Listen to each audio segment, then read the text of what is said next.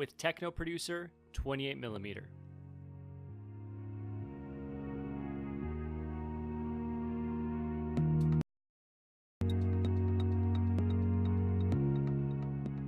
Today's episode 12, is with 28mm. 28mm is a techno producer creating a voice of his own with distinct elements of techno, dark house, and a bit of progressive. As of recently, he's released on such labels as DTLA, so Deep Tech Los Angeles, Understated, Immersive, and just released his debut EP on Drip Drop Records titled Extrasensory. On today's episode, we talk about how he started making techno, what that process was like way back when he started working in music, his inspiration for the name 28mm, and his prior endeavors as a photographer. As well, we talk about his creative influences behind his music, behind and that creative process behind the music that he makes in general.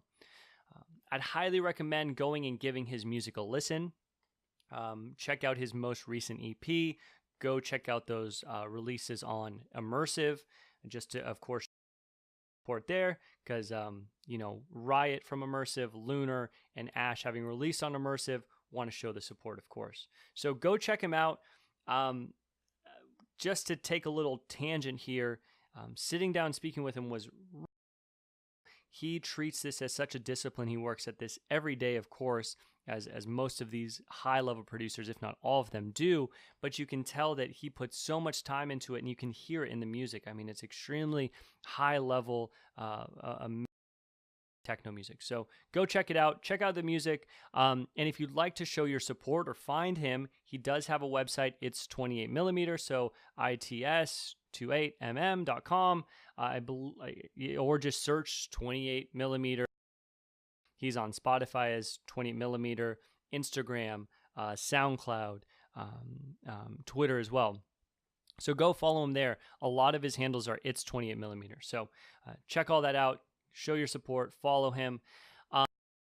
From this, aside from this piece here, related to the podcast, if you're enjoying these episodes, please, a couple things you can do. Just subscribe is awesome. Share it with friends. So if you have people interested in music, interested in these concepts, that also rating and reviewing on iTunes makes a huge difference. So if you are enjoying these episodes and you feel up to it, that would be very cool. I would really, really appreciate it. So that's kind of it. So I want to continue, get this kind of in front of more people, which allows for more guests to come on and do episodes. So this whole thing kind of works as one big unit. And again, it's because of you listening. It's because of all the awesome guests who are with this thing has even gotten to where it is today. So I'm extremely grateful for that piece. So I think that's it. I don't want to let this intro go on too long. I hate when I end up rambling and then it's 5 minutes in before we get to the actual episode. So we'll leave. Other things we are, or I am, scheduling out for future episodes. We have something in line for next week, but I'm kind of working with a couple different guests. So I want to, before I myself here, but we will, or this will continue to be released on Wednesdays. That you can be sure of. So that will be coming out next Wednesday, and we'll continue to knock out these episodes weekly. So aside from that, I hope you enjoyed this episode. I'll speak with you all soon.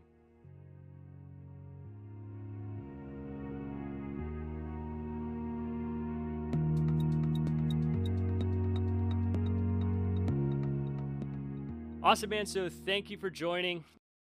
Appreciate it. Always fun just hitting people up out of the blue and being like, hey, do you want to be on a podcast, and seeing how people respond. So straight off the bat, man, I really, really appreciate you doing this. So I want to start, and what I think starts when I speak with producers is jump back to how you started making music. It probably wasn't in techno, it's probably something like piano or guitar, I'm guessing, at a young age, something like that. So where did that start for you, and kind of take us through the process of and music production? Yeah, so my start, I guess, had to have been the first Dead Mouse show I actually went to. He was doing a 5 Years of Mouse tour, and then the first stop Honda Theater in Queens. Okay. Now I had just turned 18 at the time, so it was like my first, legal show ever. Uh-huh. So I was super stoked on it, and then he was amazing. Was the artist that actually opened up for him, and Oh then yeah. really it was his set that opened me up to sort of like the darker techno sound. Um, Mm. and that's kind of what inspired like what I make today. But when I had started like progressive house kind of stuff, I picked Okay. up a copy of Logic and I was just, mimicking the dead mouse pluck, whatever. Everyone kind of goes through that Uh-huh. phase. Everyone does that. Yeah, so I Yeah. did that for like a year maybe, just trying to like learn how to produce a decent track. Mm-hmm. And I had this older alias and I was putting out music just on SoundCloud, demos every pretty often. Uh, Mm-hmm. but I kind of realized over time that this wasn't, it was just kind of like a practice run, like with the Yeah. sound that I had. It was more based off of like other people's work. So I really wanted to sort of take this seriously, and that's when I decided to move to LA and Mm. attend a school called Icon Collective. And it was there that everything down to the technical stuff, mixing, mastering, sound design, you name it, Mm-hmm. even branding, how to brand yourself as an artist. And so, taking those classes, I want to say halfway through the year, I came up with 28 millimeter, uh, sort of like refining what I wanted it to sound like, how I wanted it to look visually too. Um, Mm-hmm. the whole name itself came from when I was studying photography in college before I did the whole music thing. I actually still have the camera. I was shooting a lot of landscape photography, buildings, things like that. So that's where the Cool. name comes from. And so I have this whole Interesting. photography aesthetic that goes with the music. Yeah. Yeah, yeah, yeah. So if you bit there, so what kind of moved you from doing the photography into just taking music full time? Was it that, music was just pulling at you more? You just found that that was something that could kind of open up that creative space for you a little bit more and kind of dig in there, or what? So it was that show. Honestly, that show was such a turning Okay, point. yeah. I was in college at the time for art, taking Mm-hmm. photography classes. That was sort of like what I would envision myself doing. But after that show, I was like, man, feeling, the feeling of being in the crowd. Yeah. Imagine the feeling that, the artist feels when they're up there. So I sort of just, you know, immersed myself in music and Yeah. learning from scratch basically because I have no musical upbringing. My parents never did music. No one Interesting. in my family really Okay. did Yeah. music. So it was really all super new to me. Uh-huh. But I became addicted to it almost. And that kind of Yeah. drove me away from the art stuff. So I out and doing music instead. Interesting. Yeah. That's cool how you mentioned that, because a lot of times when I'll speak with producers, they will say, "Oh, I play guitar a little bit or piano or whatever, like my parents made me when I was growing up or Mm. whatever."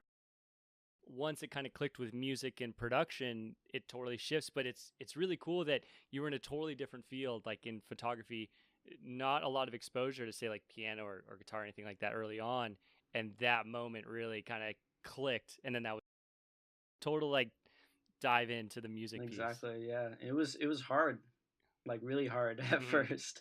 Yeah, oh, Just yeah. even understanding music theory because you need to know a little bit if you're gonna Mm-hmm. do it right. Um, I struggled able to pick it up pretty well. I think just the Yeah. amount of time I spent, you know, working from dawn until dusk, just practicing and Yeah. making shitty tracks. Yeah. That's how you get better, to be honest. Totally. That too, because I think for myself, when I'm looking at producers, especially early on, and you sit down, you start working on music, because I'm early and I'm not making great stuff at all. But so I'm in that kind of early phase, and it's easy to look at people who really really high level production. You're like, what does that even mean? But to hear someone say, when you start, it's shitty, Oh yeah, and everyone kind of has to go through that part. That's yeah, it's super it's daunting. good to It's hear that. really Yeah. daunting seeing the artists that you respect and the music you. Man, I'm listening to these mixes that for sake of argument, like Dead Mouse does. It's unreal, and Uh huh. everything I make doesn't even come close to it. But you know, Yeah. you have to kind of separate that and just really focus Yeah. on your. Yep. Um, Yep. Everyone's growth is different. The way everyone learns is different. It might take some people longer. It might take some people shorter. Yeah. But if you put in the effort, the work, and you're really dedicated to it, you'll get better and Yep. results.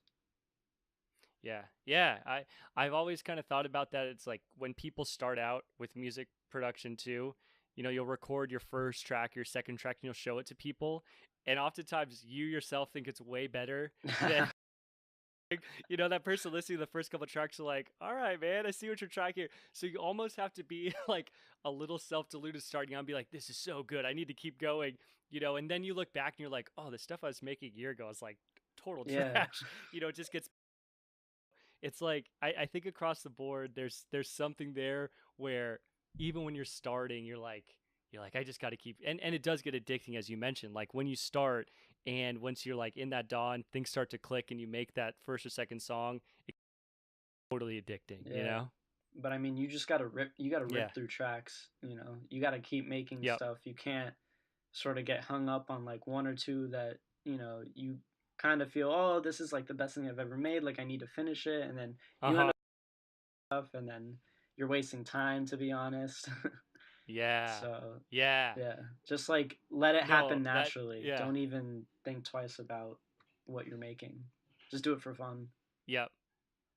I like that. Yeah, just continue, because if you get stuck, if you just, you're going to get better in the process, right? If you put out, whatever it is, whatever that frequency is, a track every week or a track every 2 weeks or whatever it is, over time, you're going to get Yeah. better. And if you just commit to that, just putting them out, continue, rather than getting stuck, over time, you're going to get to that stage, that place you want to be at. Because I find myself the same way. Like I'll get stuck in tracks for a long time.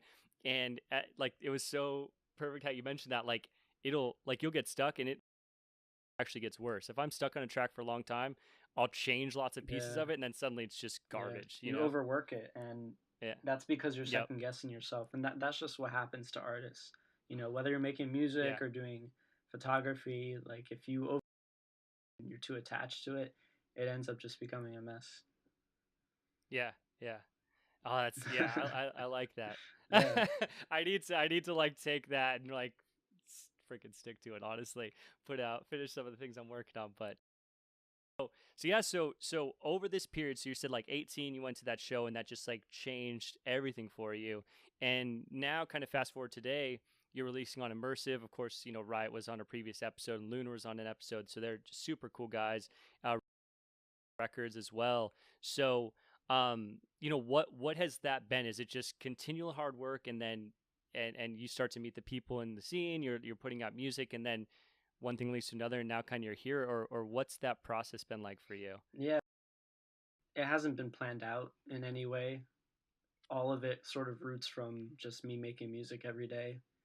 Mm-hmm. While I was going to school, they had us making, I think, 3 tracks a week, completely original. Oh, Yeah, just damn. part of the assignment.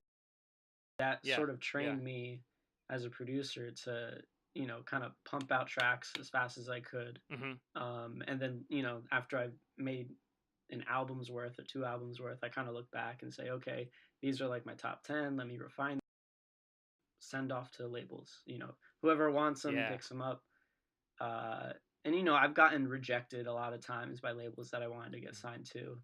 But then there are times where labels pick you up and they're really into what you're doing. Yeah. Kind of just free form, not really planning how anything's going to turn Uh-huh. out. Things just sort of fall into place when you've got yourself in a mindset where you're working hard and you're dedicated, and you're sort of good things Yeah. happen when you keep at it. Yeah. Yeah. I couldn't agree more. Like, and it's now, and just kind of to address what you're saying with that continual hard work, and if you put in that time, things are good. Just treat it almost like a discipline, right? You just, Yeah. every day you do it. And just this being episode 12, speaking with a handful of music producers now, everyone who's kind of gotten to that same level where things are starting to click, it's never, oh, I rolled out of bed and basic music, it's like same thing. It's just every day doing it, and then things happen. Yeah, and I mean, you can't have the highs without the lows either. You'll have Yeah. writer's block. You'll have months where you feel like, oh, my music isn't going anywhere. No stuff. Like, what am I even doing? Hmm. But you just have to keep at it, and then those Yeah. highs are gonna feel so much more rewarding when you get them. Yeah. Yeah, Yeah. Yeah. Exactly. Yeah. Because there's no, if you just go on this, everything's just success, success. It's not even gonna be you're not rewarding. gonna be It's able just to like you're keep not up. even working. Yeah, Yeah. Yeah. And it's like when it's that hard work and you have to really fucking work at it and then it clicks, then it just feels so amazing, you yeah, know? definitely. It keeps you Yep. motivated. Yep. It keeps you grounded. Because even when you reach like a milestone that you set for yourself, you're gonna get hungry for more. You're gonna want to get to the next thing and just keep climbing that ladder. Yeah. Yeah. So getting ready for this, this is the first time where I've had an interview with someone who's like very aligned with that darker techno sound, right? So, Julian's been on the podcast and he's more like electro progresso as he calls it, right? And then, and then like and Riot, but you're the first person to be on who's more aligned with that kind of darker techno sound as I mentioned. So I want to dig into a couple things, Mhm. right? So I was getting ready for this episode and I was listening to an interview with Chris Lee. I don't know if I pronounced his last name correctly, Sounds right. but he's one of the Yeah, okay, yeah. So he's like one of the godfathers of techno, yeah. right? He's like the first guy to switch from actual records to digital, and he phrased it so cool. It's like with techno, you're not bringing people to a place where they're engaged in a sense where it's big rises and then the drop, right? And keeping the audience engaged in techno, you're trying to get people to totally tune out and forget where they are because they're so lost in that like moment with the suddenly an hour or two has passed, you're totally in the zone, you totally forgot where you're at. So how when you're putting together sets, like I'm thinking of like you're gonna play with Lunar Mhm. here in like a couple weeks, how do you go about thinking about that? Is it like a when you're putting together a set and you want to bring someone into that space for like a really really good set, is it just how you feel when you're listening to the set you put together, or what's that like? Yeah, it's definitely based on feeling. I'll always compile like a sample track, just to have an idea of what I'm gonna play out. Uh-huh. But really, my goal when playing out is to put you in a place where, like you said, you kind of just forget whatever's going on and you just move to the music. Yeah. Um, the cool thing with tech, it's, for lack of a better word, I'll say monotonous, but monotonous in a way that it keeps you moving the entire time, right? There's no real Uh-huh. lulls. Where if you have Mm-hmm. other genres like, I don't know, like trance, you kind of have these long things. Where those are cool too. Those Mm-hmm. moments are nice. They're pretty, but Yeah. the places that I play at where it's dark, you're in a basement and it's like 2 Uh-huh. a.m., 4 a.m. You just want to hear like a loud bumping kick and you and just like lose yourself. So Yeah. that's Yeah. definitely when it comes to track selection, I'll make it based on that. And even when I produce, I like to think in the mind of like, all right, I'm gonna play this out in a club. So certain Yeah. elements have to sound and I have to have certain pauses and certain breakdowns and certain rises and all that based on like how it would sound in a club. What do I want the listener to feel when they're out there? I'm not really worried about, Mm-hmm. the Spotify listeners or, the for pleasure. It sounds good there too, but my main Right. focus when making music is for the club. Yeah. Well, techno's so cool because it's minimal in a sense that there's going to be a kick and there's going to be a hi-hat, and then there's all the other elements that are brought into the track to Yeah. life, and all those little elements. It's funny because you can have, in my opinion, you can have a track that you listen to, you're like, all right, this is cool, and then you listen to the same genre track, like same techno track, and you're like, oh fuck yes, this is it. Little elements. So when you're there working on a track and you're playing with different things to bring into a given track, is that just feels while you're like you're playing with the different elements, you're like, okay, this is it, I fucking hit it. Is it just kind of an internal, if you will, just maybe based on experience now at this point? Yeah, that's definitely it. You have this like aha moment where you're kind of like this is how it's supposed to sound. And I'll even, Yeah. I don't really care. I'll dance in my room make, or like the set list that I Yeah. put together, because that's how, the audience is going to react. They're going to be standing up, they're going to be dancing, moving their bodies. So I need to do the same. I'll be in my room just Yeah. dancing around like an idiot to my own music, but we understand where the listener is coming from, and what works and what doesn't work. Yeah.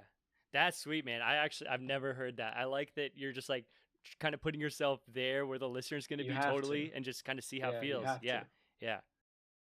So just to kind of as a reference point, I just interviewed a pianist from last week, right? And it was contemporary classical, which is equally as cool. It's just like just as fascinating in its own sense, but it's fun to think about it because working on music, he's bringing people into a certain space based on the track they're going to listen to, like with their headphones, right? Most often, or on like great speakers. But this is totally different because you have that component, right? If someone listens on headphones or speakers, really there's nothing like you being in a kick is vibrating your chest, and so it's a totally different thing. So you have to design a track for mostly that, as you mentioned, but kind of almost keep that more in mind as you go about that process. Yeah, I'll have people come up to me at shows and like, oh, like I've heard this track of yours just on headphones, but it sounds completely different live. It sounds better. And I'm like, well, yeah, that's Yeah. that's the purpose. You can't really hear the sub bass on your Apple AirPods, whatever. Right. But yeah, Yeah. That's so cool. That's so cool.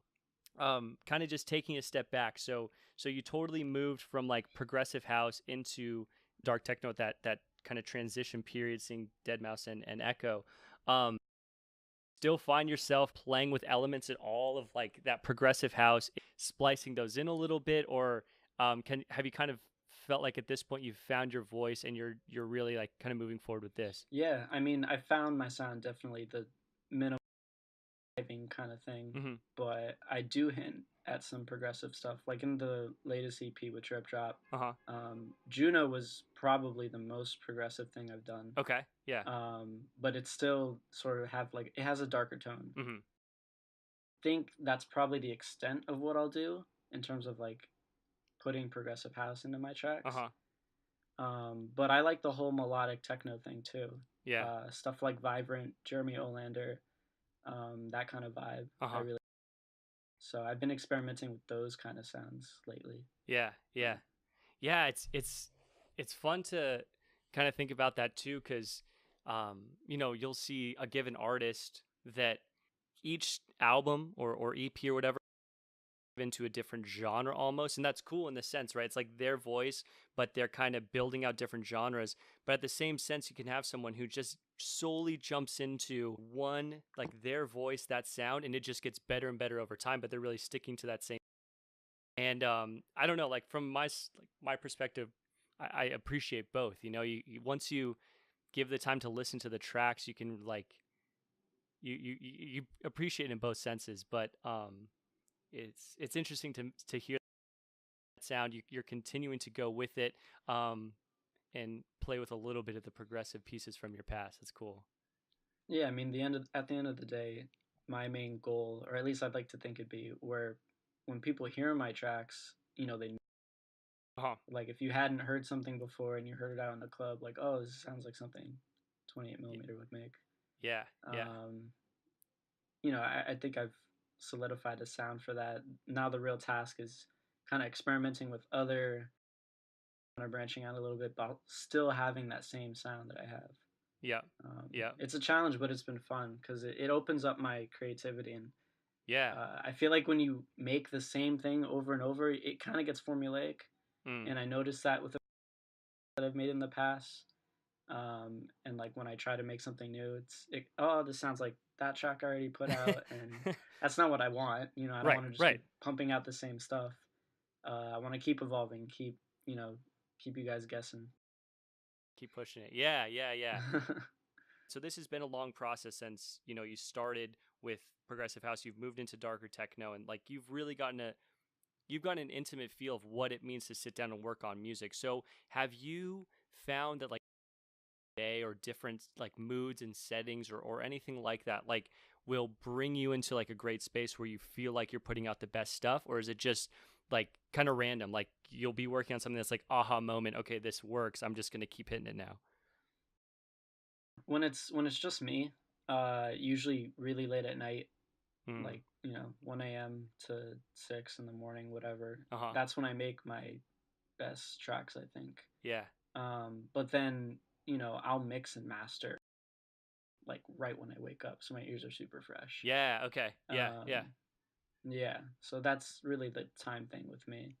Yeah, it's funny you mention it that way because I did a previous episode with this was like second or third episode, and it was with a professor who studies psychology and creativity at like the neurological level, and he was saying that artists that he's looked into, they'll do that same thing. They'll work on music, they can kind of get out of their own way. So then I think you're kind of finding that in the middle of the night because you're almost like super tired. So you're like Exactly. yeah, yeah, you're like getting out of your own way. You're like putting this like track together and just like fitting. But then in the morning and fresh, and you're like in a more analytical mindset to like really like hone in and like listen Yeah. to the mix. Yeah. It's almost like producing with a whole nother person, because the me at night, like you said, he's drowsy, he's kind of out of it, almost in like a making like weird stuff.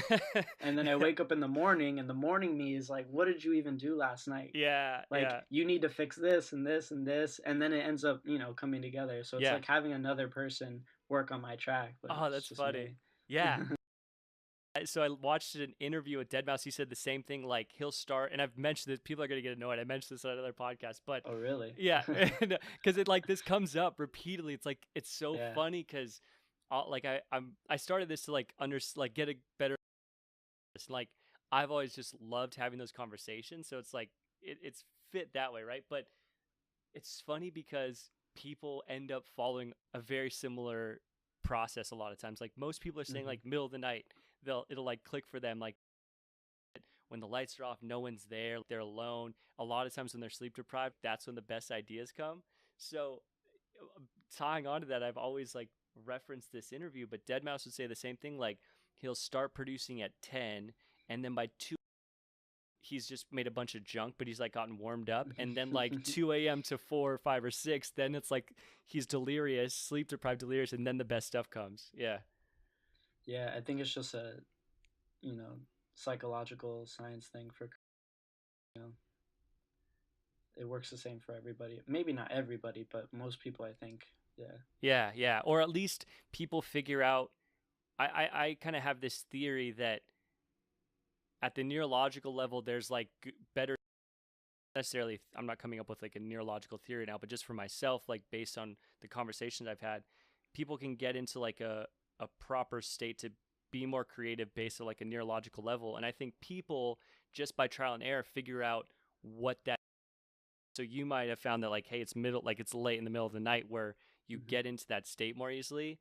And I think that it's kind of that same thing as you mentioned where it's hard work. Like as you work on music, you probably stumbled across that. It's like middle of the night, the stuff I'm making is better, and then you just keep doing it, and then like you kind of just by trial and error stumbled across what works best for you. But I think really at a neurological level, it's probably this like heightened state, if you will, or something. I don't know. It's fun to think about like Yeah, I mean, you're just not overthinking. yeah, Overthinking is the biggest like downfall for most producers, I think. yeah, So yeah, if you're trying to produce in the middle of the day, and your attention span's like spot on, you're wide at everything, you kind of get too critical of yourself. But yeah, when it's late at night, I'll just reiterate this: you're tired, you're not completely into it. It's just sort of like all happening like uh-huh. a daze, and that's where the creativity comes out. Dude, that's so cool. Yeah, yeah. Oh, it's because I always just think about like either past conversation or past things I've done, and I can see it. Like I could totally see it. And I think a given producer may not even overthinking it. They might be Hmm. there and they're like working on this track. They're like, I'm working hard. I'm working. And they're in this process where they think they're really working hard on the track. They don't even realize that they're overthinking it. And then really what it takes is like figure out a way to kind of remove yourself and then you're not going to have to push it. It's going to come. You just have to like allow for it to happen and just get in front of the keyboard at the right time, or MIDI synth or whatever. Yeah. Dude, that's funny, man. Yeah. That's cool. And I'm really appreciative like to be here and have this conversation, and now to be kind of have like a few data points, right? Like be at this like episode 12 and be able to think back, be like, there's starting to be, it's funny that way. Yeah. So so other things to kind of address. I mean, so you have a release coming soon. Like this is Friday actually with Converge 2 for Immersive, right? I think it's this Friday, right? Am I correct? That is this Friday, but yeah. I'm actually not on the compilation. Oh shit. I thought, oh man, my bad. Yeah, everyone was expecting my name to pop up on that announcement post. Yeah, I was just, when they were taking submissions, I was just flooded with other priorities I had to take care of. I got you. Other labels asking for demos that had promised like months before. Yeah. So it was kind of just like a queue list. Yeah, I got you. When I think of you, Luder, Solveig, like all these guys, so like you're like part of that crew, so I didn't mean to just assume there, but that's awesome though. Yeah. I'm flattered by like that people think, oh, like Immersive has a big compilation, like there has to be a track. I know, yeah. But it's all like, and I'm glad it's like it's for the right reasons, right? You're busy, so you like had all these things going, and you just at the end of the day, like they're like you're in a great position to have so much shit going on that like this person's asked for some and this person's asked for some, so that's cool. Yeah, and I mean it's totally, not against any of the labels either. Like I have tons of demos that I'm sitting on, but I don't want to just, give away fast track just to fill, a release. Yep. Like if I'm gonna put out music with a label, no matter like how big or small the label is, it has to be like my best work. Like I feel comfortable. Like yes, this is 100% 28 millimeter. Like have it. Yeah.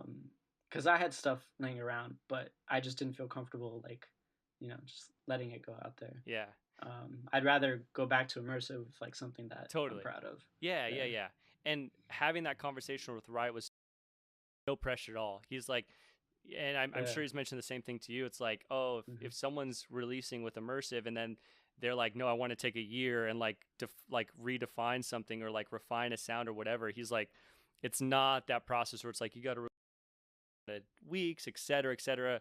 So I'm a huge supporter of that model and what he's doing, because I think it's really cool, and I think it's so important to have a label that's about the artist rather than the other way around. And it's like there's this like a social media churning machine, So, yeah, I've been fortunate to have that sort of situation with every label I've released with so far. Yeah. The guys at Understated are really good to me. They're super flexible. When I'm churning out tracks and like they ask for something but I don't have it ready yet, and they're like, no worries, take your time. Yeah. Or even like the DTLA compilations that come out. I've been on it every single time so far, but the team over there is so flexible enough where if I don't meet the deadline, it's like okay. I'll take like a few extra days to get the track like where I want it to be, and it's just all very, artist supported. Like we want to support you as an artist. We're here to help you around. Yeah. And like, I'm not the biggest artist either. I don't have that many followers. So the fact that so many labels want to take a chance on me is just very, humbling. Yeah. And I appreciate it so much. Yeah. I mean, from listening to your music, I can tell that I can see as you mentioned that you're not going to put something where if you don't feel 100% on it, you're not going to send it out, because I can hear it in the tracks, man. They are extremely high caliber. And thank you. Of course. So one question there is like, has that changed? Has that metric for yourself kind of changed over time? I'm assuming it has to, right? Because you progress every year. You're getting better and better. Every time you put out a new track, it's progressing. So has that kind of ear that you have for a given, what's that been like?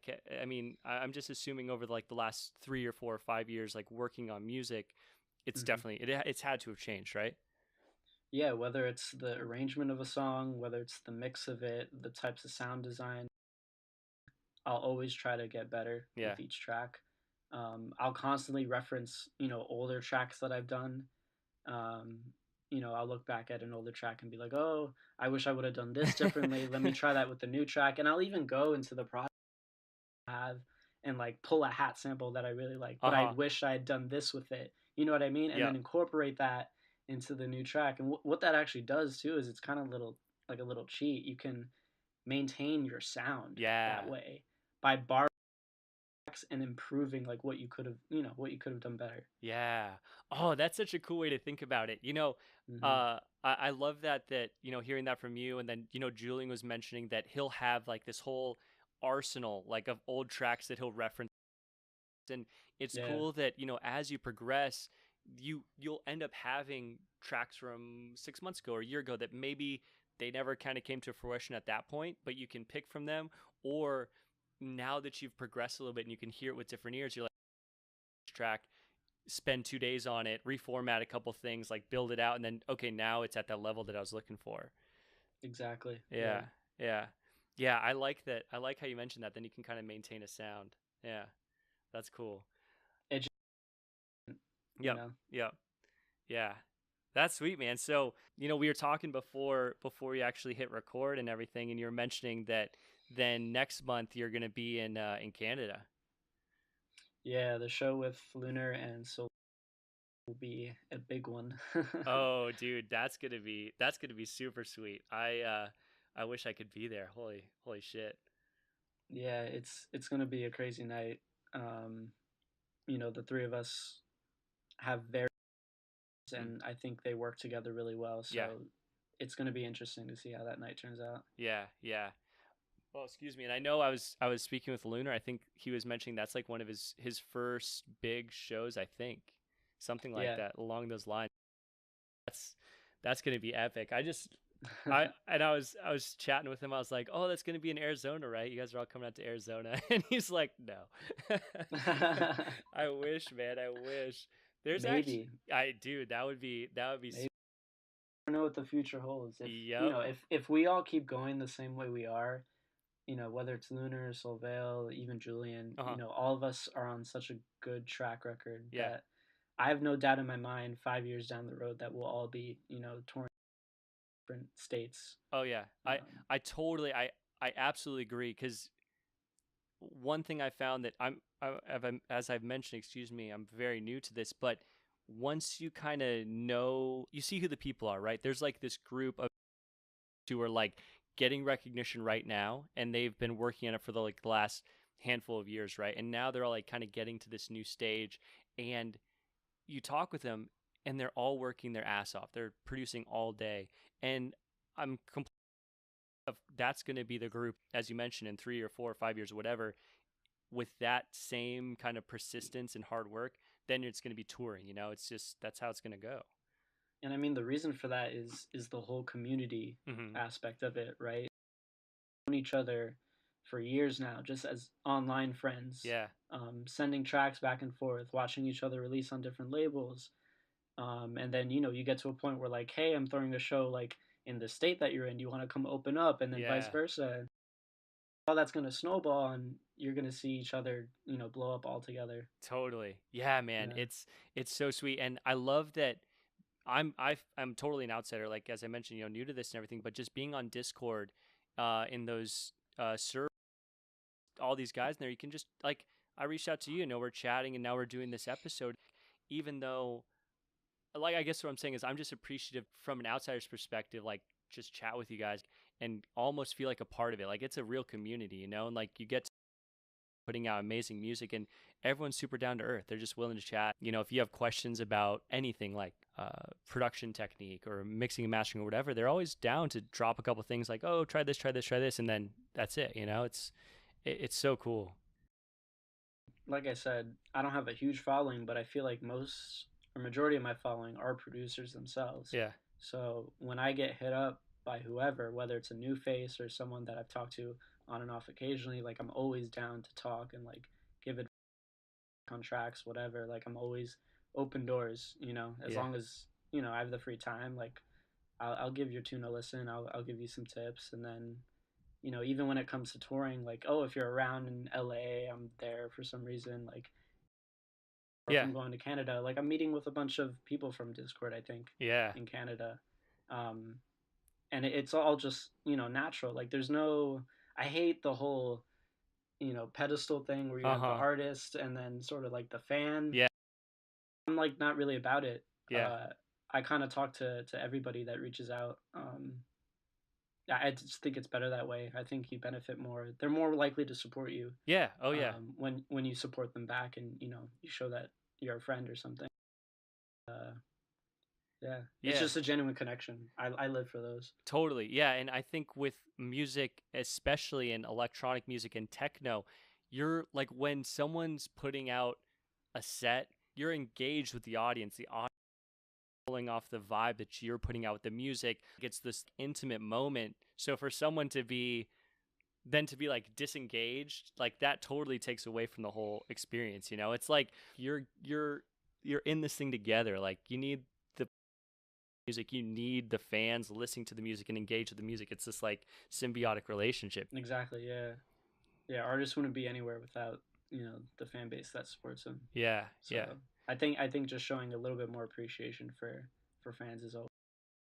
Yeah, yeah. And I mean, I'm sure, you know, this is a story from everyone, but when you start out, like, absolutely at the beginning, you know, you have a couple tracks or whatever, and you reach out to someone you really look up to, and there's a couple, either they get back to you and they're super cool, and then that just like lights your fire, and you just want to go Yeah. and work, you know, or if they don't Yeah. get back to you, you're like, what the, you know, you're just totally bummed out, and yeah. Yeah.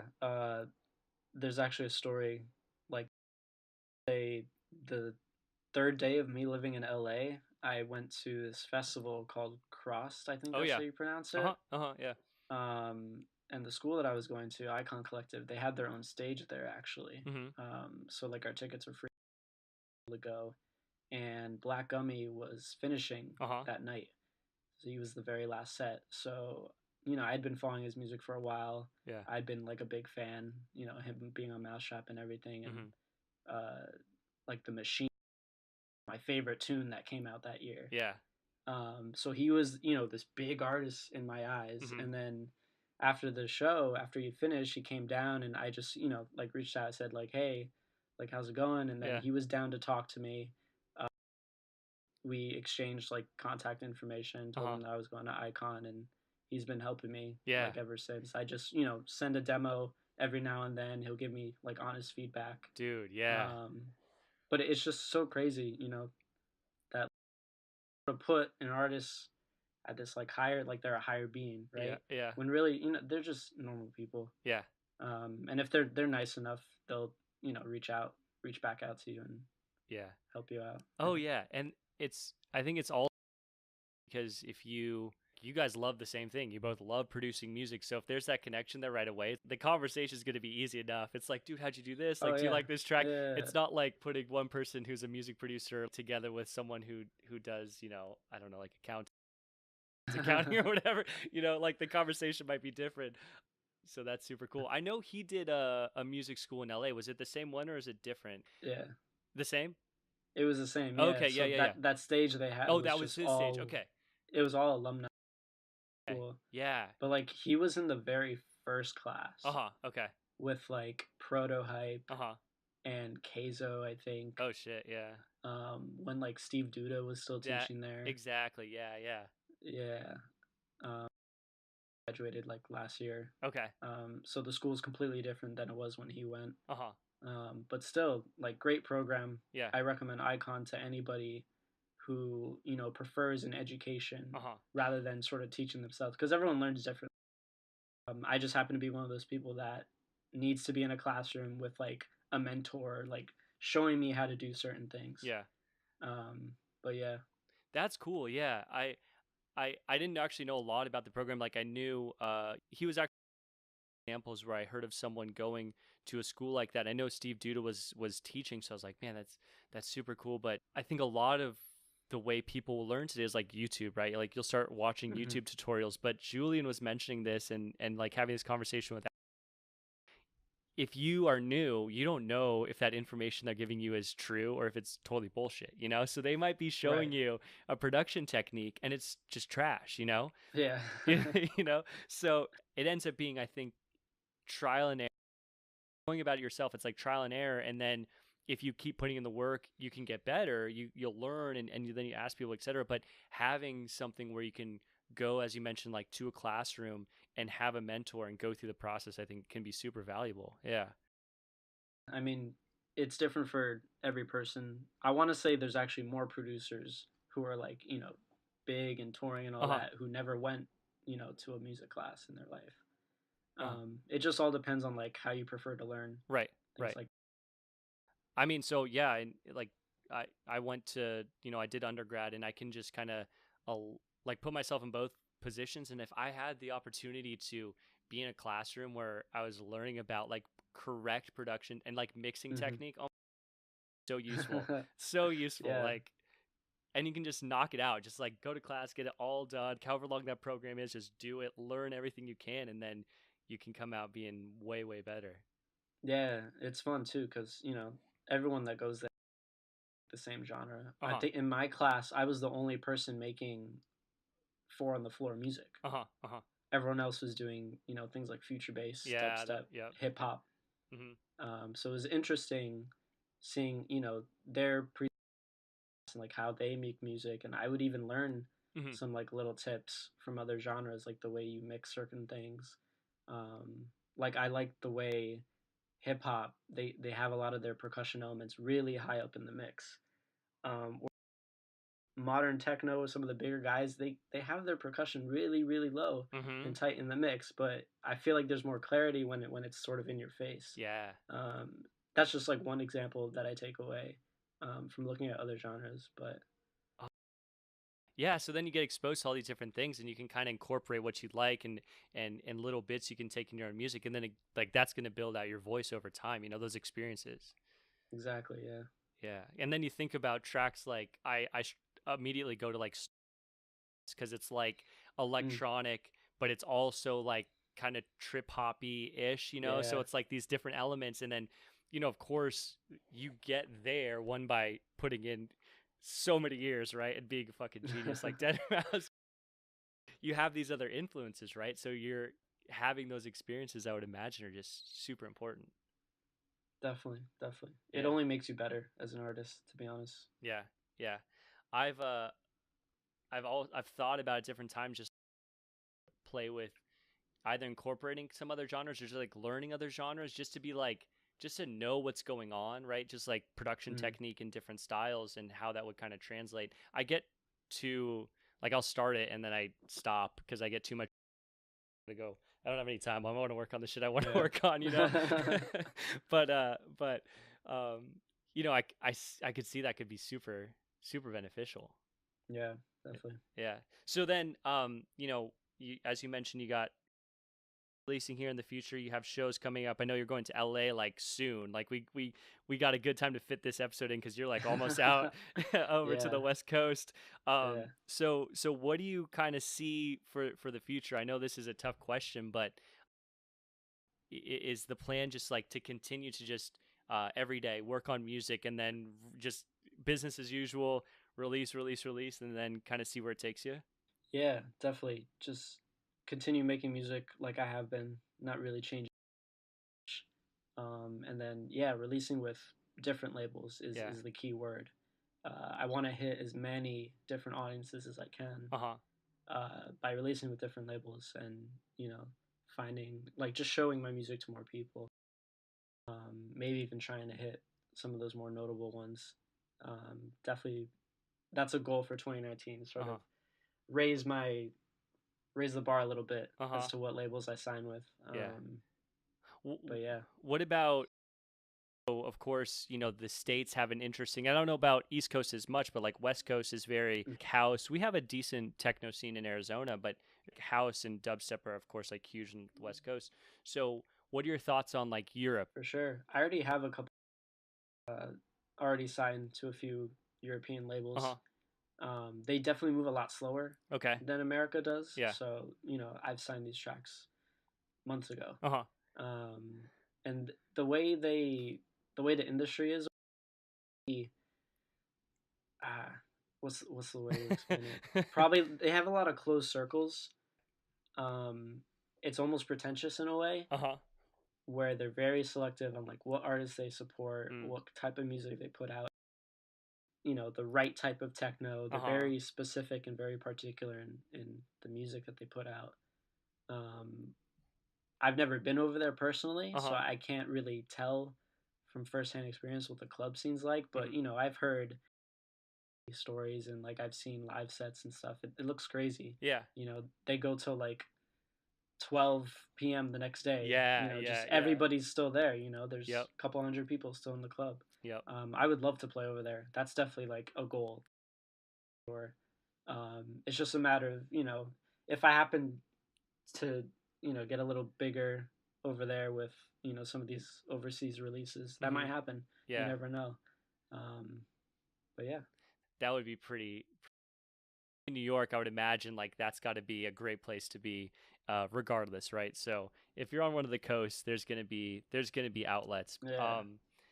Just looking kind of at this whole progression so far with Mhm. being able to have conversations like yourself and other producers, um, it's always so cool to see that at the end of the day, it comes down to just like it's hard work and persistence is what I've seen across the board. I know I've mentioned a couple times now, but Mhm. having this Keep conversation, mentioning it because people forget yeah, sometimes. yeah, and it's you just have to keep working. You can't even if you get mixed results, like it's like all right, back to the drawing board. It's like who knows where I'll be in 3 or 4 years. You just got to keep working. Even on the better side of that, say you have an artist, he comes out with a track that really blows up. Hmm. It's getting all these Spotify streams, all this press, but then that artist might kind of fall where he's like, okay, this track is doing like really well. Yeah. I don't need to worry about anything. And then they Oh stop yeah. producing, and you don't see another track for them for another year or Oh something like yeah. that. Yeah. Or like the next release kind of falls short because they rushed it or like they weren't paying too much attention to it. Oh yeah. Yeah. So you can't get careless either. It has to be like a nice balance of Agreed. both. And I think a lot of times too, like an up and coming producer will have like this time where they're just putting out a ton of music and they're like Hmm. sending out to labels. They're touring, right? They get like picked up. Then there's less time to produce. So Right. especially those guys that are like top tier who just tour the whole year, then they put out a track and you're like, because I mean, but it makes sense. It's like when did they have time to get in the studio? They're touring. Yeah, yeah. Yeah.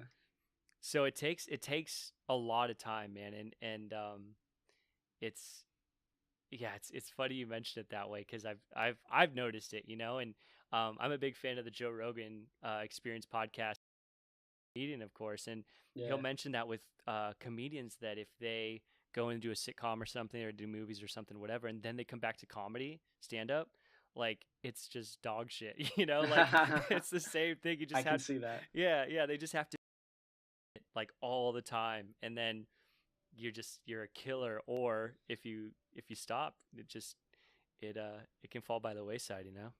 Yeah, you got to think of it, like it's a muscle. Yeah. Producing is a muscle. The more you work at it, but the second you kind of take an off week or an off month or an off year, Yeah.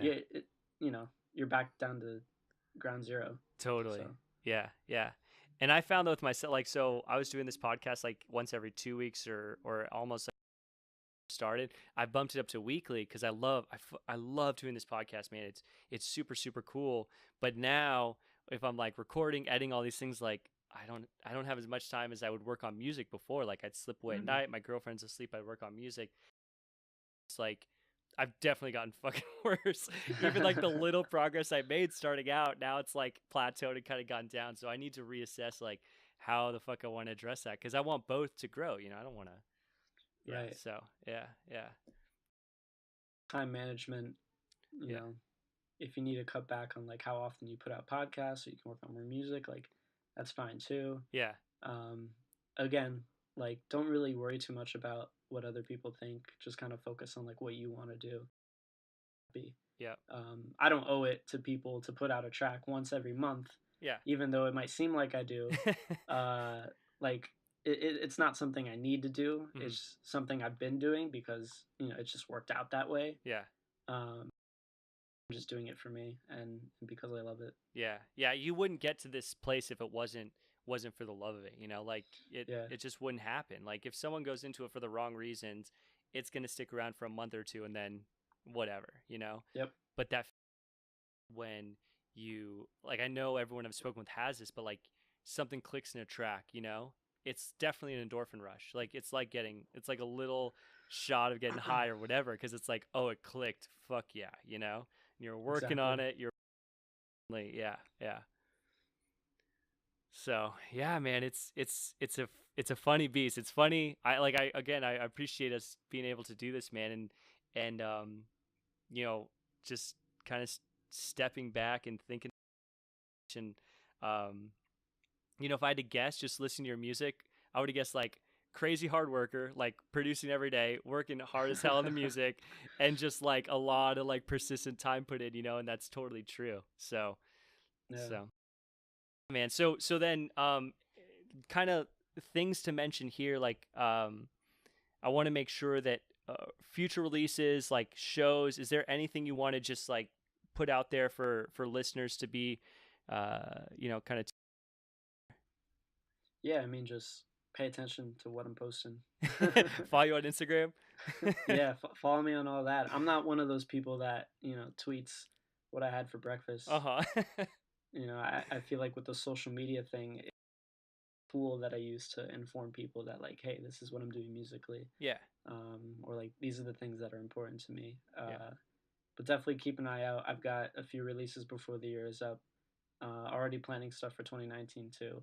Ooh, shit. More Anything to you come. can More to mention come. for 2019, or it's all off the? Yeah, yeah.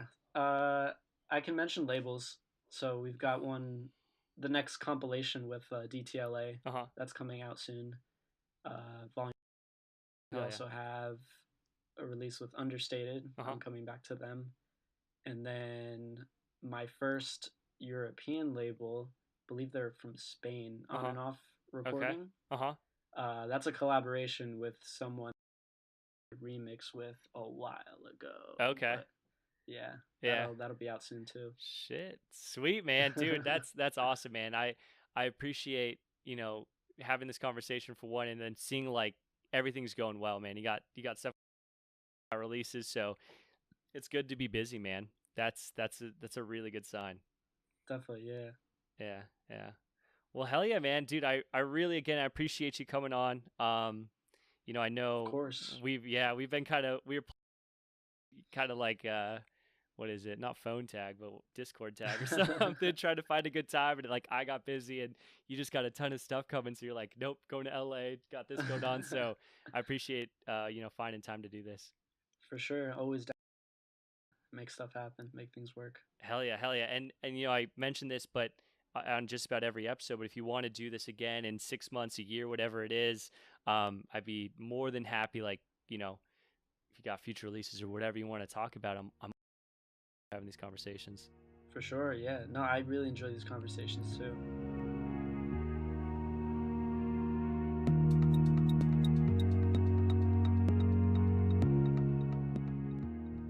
All right, that's it for.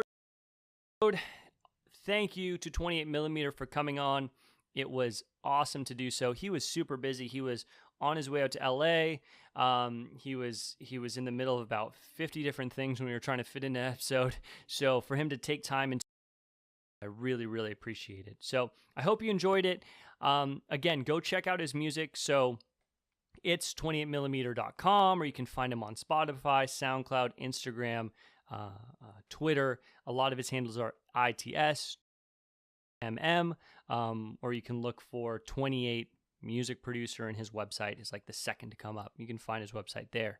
So go check him out. Check out his music, give it a listen, and show your support. So you can tell he is taking this extremely seriously, and I only want the best for him and everyone else who's been on this podcast. I mean, I just love having the ability to speak with people that are working so hard at this, and it's so that's it.